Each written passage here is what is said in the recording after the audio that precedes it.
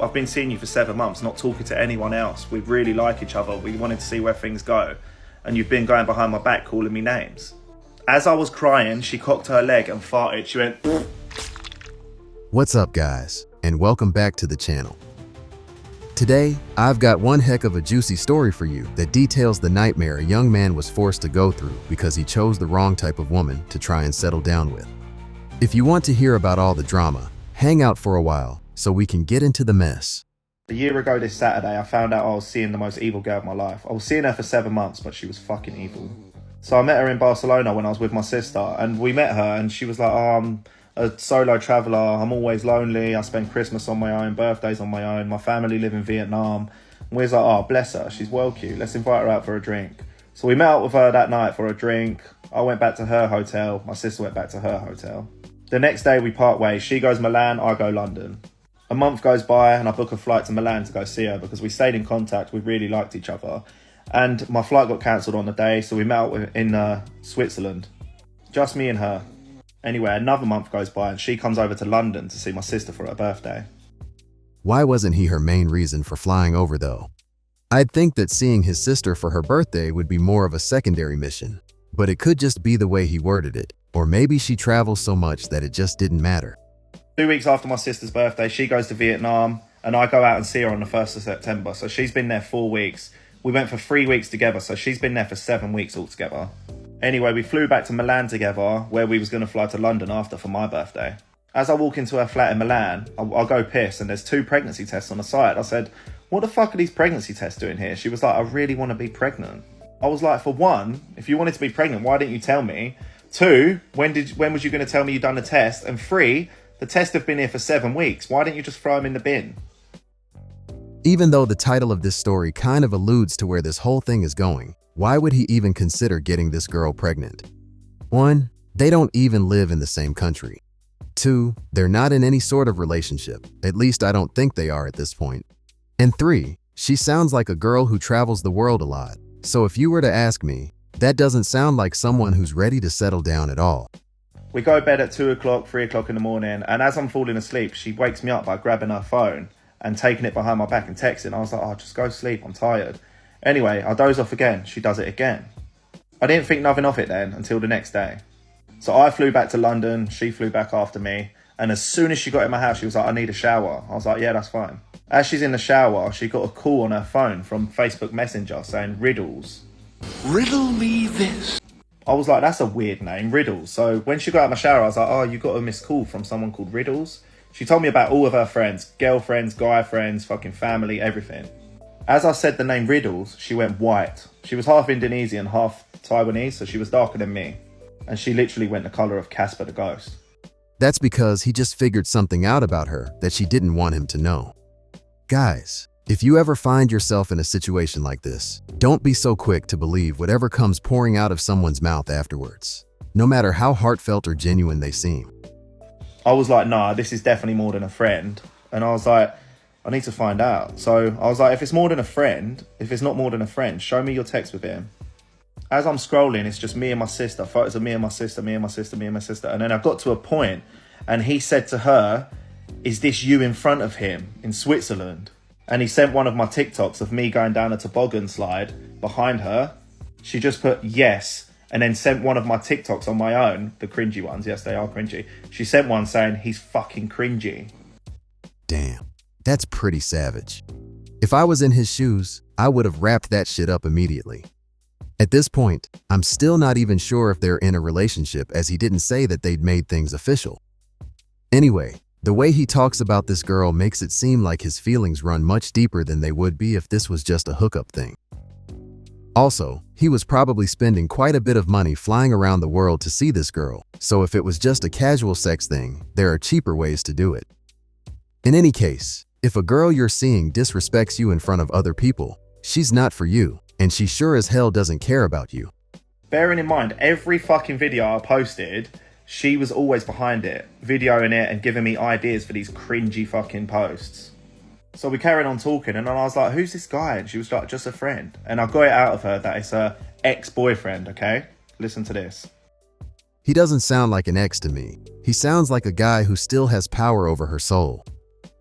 I haven't actually watched this video yet, so I don't exactly know what this guy's relationship is with this girl.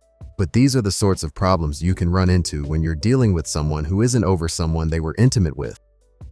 And just think, how long has this guy been seeing her for by this point? It had been months, and he had no idea that there was another guy in the picture.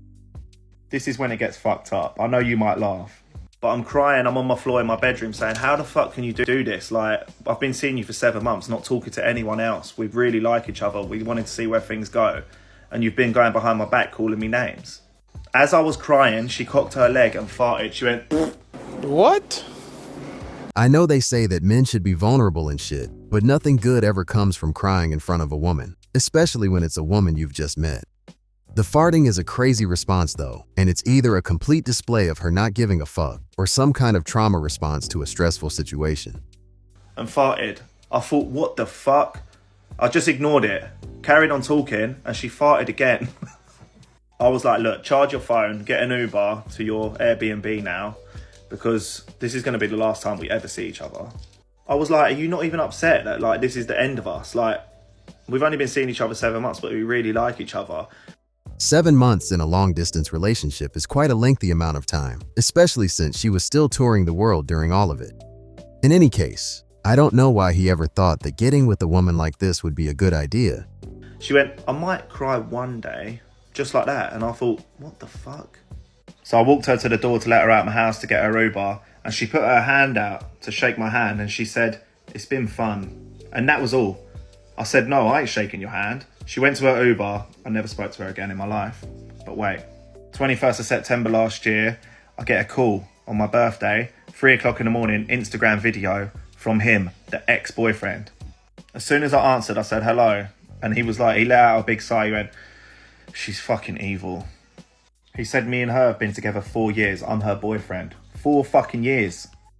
If that's really the case, the boyfriend's a born-again simp too. So now I'm like, I'm talking to the boyfriend. It's not her ex, what she told me. It's her actual boyfriend. He said this girl told him that she's my sister's friend and I'm just a possessive brother. And I won't let them two do anything alone. I said, you do realise I've been to Switzerland with her, Vietnam with her, and to see her in Milan. We've been having sex. We've been doing everything what couples do. Just us two. He said I was never told that. Why would the boyfriend even entertain the idea that she was telling him the truth? Whenever a girl tells her partner that a new guy at work is just a friend, that shit's suspicious enough. But this girl in particular, a solo traveler, is the exact type of person I'd never put my trust in. When this girl's halfway across the world on her own, it'd be impossible for anyone to know what she's getting up to or whose bed she's twerking on. He was literally told that I was a possessive brother who wouldn't leave them alone. And this is the thing what upset me the most. She was always lonely, remember? She said, I spend Christmas on my own. So my mum invited her to my house for Christmas. For my birthday, she was coming here. My mum didn't want to see her be alone for Christmas. She came from a really wealthy family, so she was saying how bad my house is, that it's rank basically, saying how disgusting my house is because she had many houses all over the world. She was also telling him how fat I am, how disgusting I am. And I said, why would she sleep with me if she thought I was fat, disgusting? It fucked me up.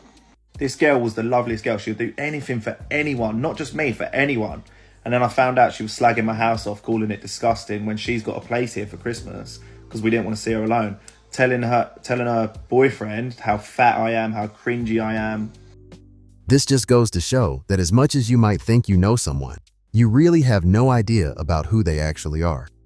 For 7 months, this girl managed to trick this guy into believing she was some sort of unicorn, and she probably would have got away with it for much longer if it wasn't for those text messages.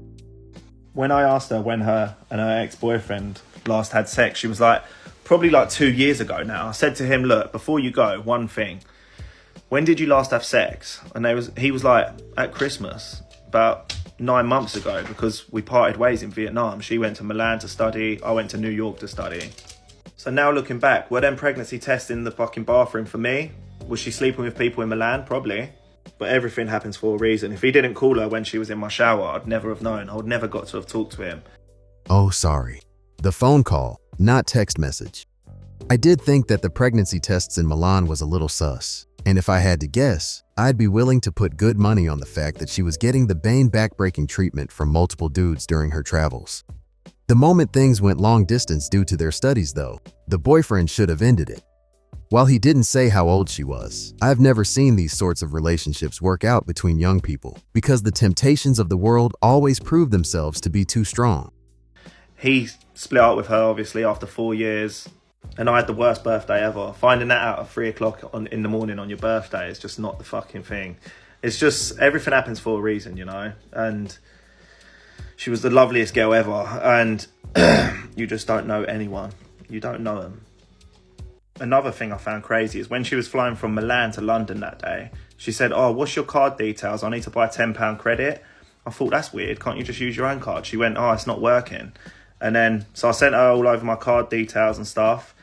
And then when this all happened, I thought, fuck, she's got all my card details. So I had to order all new bank cards. It was fucking stressful. It was something like the Tinder swindler. Someone you thought you knew. Just, you knew them, you knew nothing about them. There was a massive red flag, though, which was her being a solo traveler who was always off on some adventure. When girls used to like my Instagram photos and stuff, she looked at me one day and said, "I really just want to fucking punch you." And I thought, fucking hell, she really likes me. It might not sound like a big deal to you lot, but when you've got someone you're caring for, try not for her to be lonely and like inviting them over for Christmas and stuff.